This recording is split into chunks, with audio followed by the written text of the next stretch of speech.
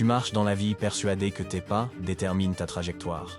Mais la vérité est qu'à chaque foulée, 5 ombres avancent à tes côtés, serrant autour de tes chevilles une chaîne de mots et de gestes si légers qu'ils passent inaperçus.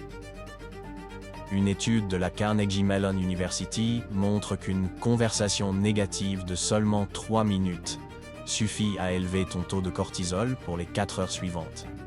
Ajoute à cela 15 micropics par jour et tu comprends que ton système nerveux reste en alerte toxique la moitié de ton existence. Sur l'écran noir, imagine une jauge rouge qui se vide lentement. Elle mesure ta confiance, ton énergie, ta clarté mentale. Tu la crois remplie au réveil.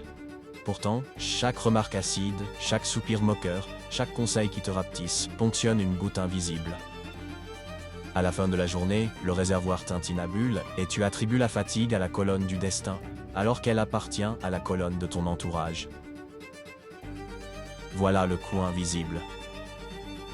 Il n'apparaît sur aucun relevé bancaire, mais il prélève en continu sur ton potentiel. Tout commence avec la critique constante, cette musique de fond qui se glisse même dans les encouragements déguisés. C'est bien mais fais gaffe, le marché est saturé. Ambitieux, ton projet, tu n'as pas peur de te brûler? N'oublie pas d'être réaliste. Ton cerveau primitif perçoit ces phrases comme une alerte sociale. Si le clan doute, ta survie est en jeu. Tu entres alors en mode défensif. Ta créativité bascule du mode exploration au mode justification. Chaque idée nouvelle devient suspecte avant même d'avoir germé. Sur 5 ans, tu abandonnes 3 embryons d'entreprise, tu refuses 2 promotions, tu retires tes économies d'un investissement juste avant la hausse. Parce qu'un proche t'a glissé, ça pue la bulle. Coût estimé, parfois des dizaines de milliers d'euros, toujours des litres d'estime de soi. Chaque critique acceptée devient une dette. Première micro-libération.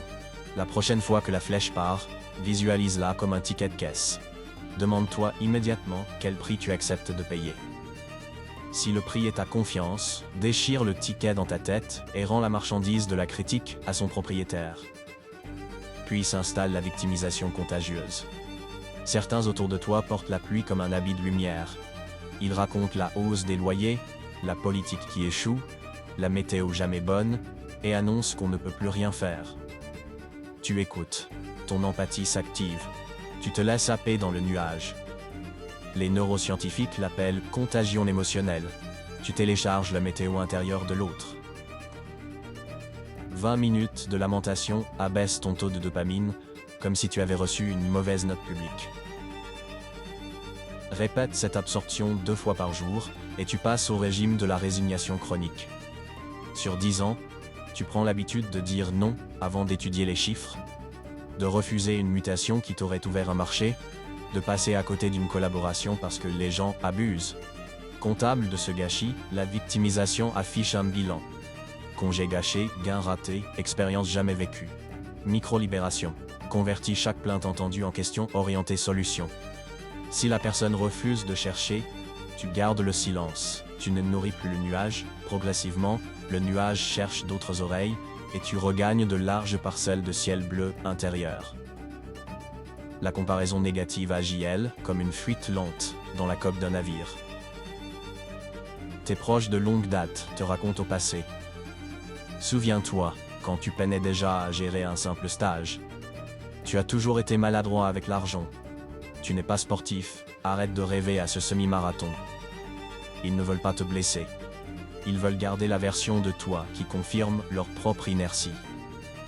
Chaque fois que tu t'engages dans une nouvelle voie, leur mémoire sélective brandit un dossier poussiéreux et le colle à ta peau. Tu finis par porter ce carton comme un gilet lesté.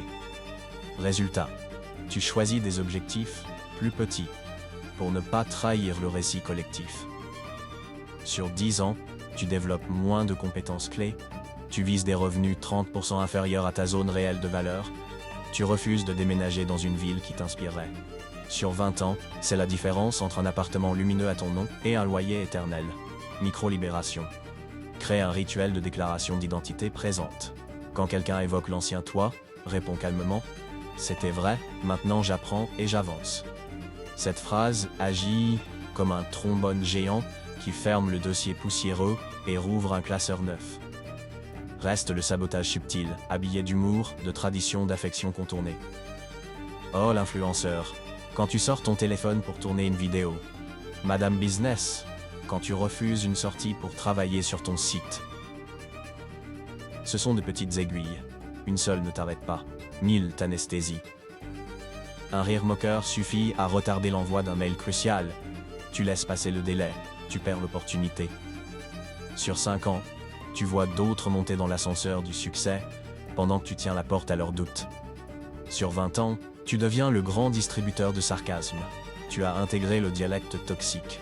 Tu l'offres même à tes enfants. Coup moral, une lignée de rêves compressés. Micro-libération. Tourne la blague en miroir. Réponds d'un clin d'œil, je note. Prochaine étape TEDx. L'humour reflété désamorce le venin et signale à la meute que le costume de la petite taille ne te sied plus. Pas besoin d'une calculatrice pour additionner ses pertes. Mentalement, tu dépenses des millions de neurones à réparer les brèches.